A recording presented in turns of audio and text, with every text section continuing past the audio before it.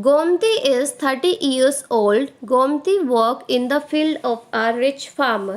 तो गोमती जो है ये 30 साल की औरत है, मतलब 30 ईयर्स की ओल्ड लेडी है।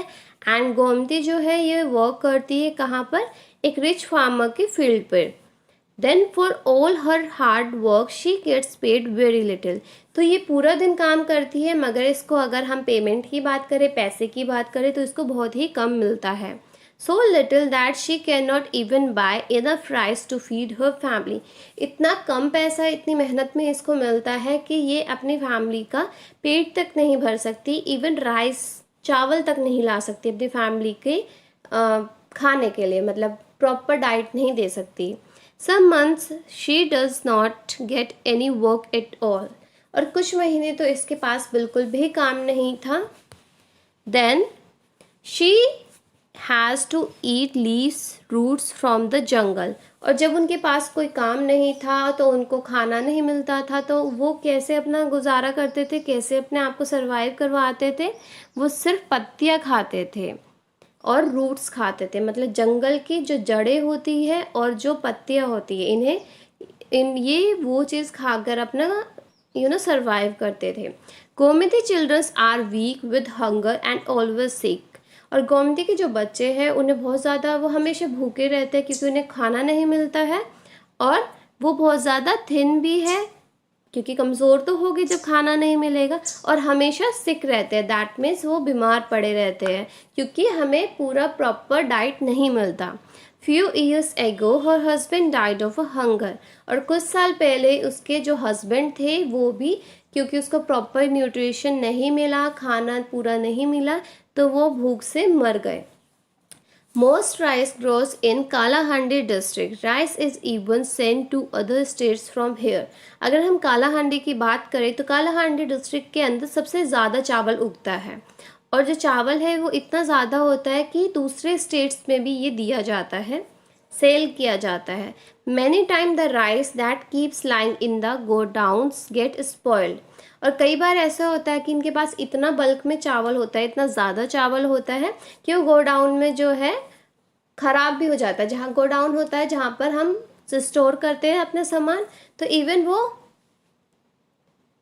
वो क्या हो जाता है, वो ख़राब भी हो जाता है। And Kalahandi there are many poor people like Gomti. और कालाहांडी के अंदर ऐसे बहुत सारे लोग हैं, बहुत सारे ऐसे गरीब लोग हैं जो कि भूख से मर रहे हैं।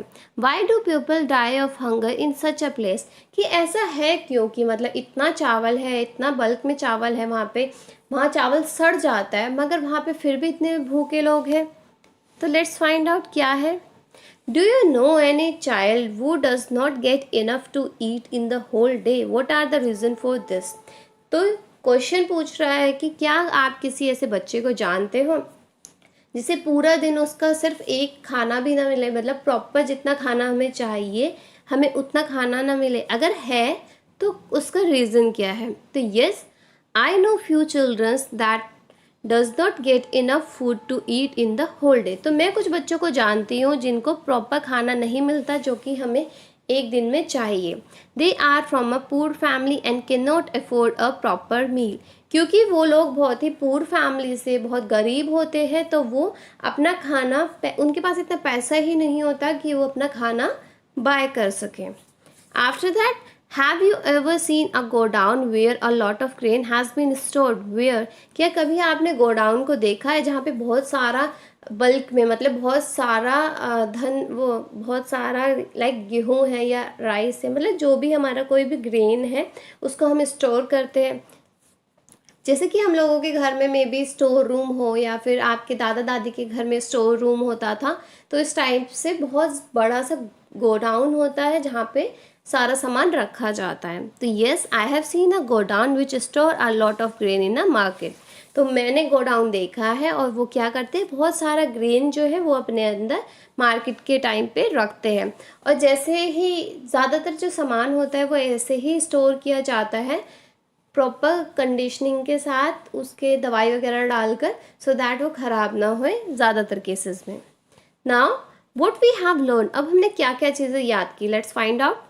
Why can you not taste food properly when you have a cold, कि जब आपको कोल्ड हो जाता है, जुकाम हो जाता है, तो उस टाइम पर अगर आप ध्यान देते हो तो आपको फूड जो है, खाना है, उसका टेस्ट नहीं आता। तो ऐसा क्यों? If we were to say that digestion begin in the mouth, then how would you explain this and right. और अगर हम कहें कि अगर जो डाइजेशन की बात करते हैं, जो खाना पचाने की बात करते हैं, अगर वो हमारे मुंह से ही स्टार्ट हो जाता है, मतलब विद इन आवर माउथ हो जाता है स्टार्ट, तो हम ये चीज़ कैसे एक्सप्लेन करते हैं? Let's find out. Why can you not taste food properly when you have a cold. तो ऐसा क्यों होता है कि जब हमें कोल्ड होता है तो हमें खाने का टेस्ट समझ में नहीं आता? When we are down with cold, our nose gets blocked where we can not sense of a smell और टेस्ट। क्योंकि जब हमें कोल्ड होता है तो हमारी जो नोज़ होती है, नाक होती है, वो बिल्कुल ब्लॉक हो जाती है और हम जो है वो सेंस ही नहीं कर पाते, तो हमें स्मेल नहीं आती, तो हमें उसका टेस्ट टेस्ट पता नहीं लगता।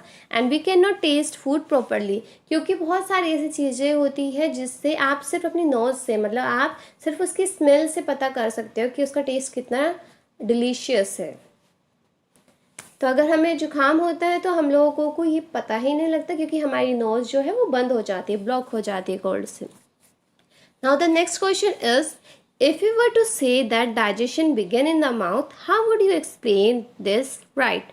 कि अगर हम बोलते हैं कि डाइजेशन जो है वो हमारे मुंह से स्टार्ट हो जाता है, मतलब हमारे with in a mouth start हो जाता है, तो इस चीज़ को एक्सप्लेन कैसे करते हैं? Let's find out. We know that there is exist salivary gland in the mouth. तो हम लोगों को ये तो पता है कि जो सलाइवरी ग्लैंड है वो हमारे मुंह के अंदर होती है।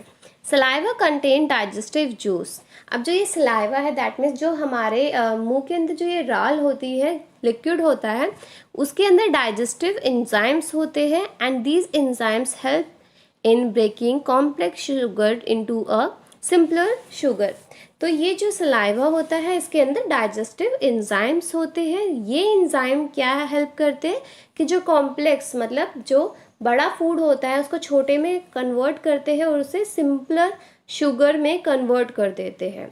सो we can say that digestion begin in the mouth. और इसलिए हम कहते हैं कि डाइजेशन जो है वो हमारे माउथ से स्टार्ट होता है। अगर आप कोई भी राइस है या फिर रोटी है, आप अपने मुंह में लेते हो और आप उसको 30 to 35 टाइम्स चबाते हो, so you will get to know कि आपको मीठा मीठा लगेगा। सो दैट मीन्स आपका वो जो कॉम्प्लेक्स शुगर था, कॉम्प्लेक्स शुगर क्या था? आपका रोटी था।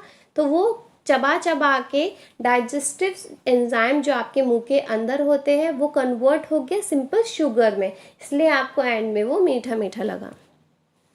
So thank you for watching. I hope आपको चैप्टर समझ में आ गया होगा। अगर कोई भी डाउट है तो आप नीचे कमेंट सेक्शन में पूछ सकते हो, और पूरा का पूरा लिस्ट है यहाँ पे, प्लेलिस्ट इज़ देयर, जहाँ पर आपको ईवीएस के सारे चैप्टर्स जो है वो with explanation and question answers मिल जाएंगे। सो अगर अभी तक आपने हमारे चैनल को सब्सक्राइब नहीं किया है वेदांत क्लासेस को, तो सब्सक्राइब कर लीजिए ताकि सारी वीडियोस आपको यहाँ पर मिल सके और आप अच्छे से पढ़ाई करके अच्छे मार्क्स गेन कर सके। So thank you for watching and have a nice day.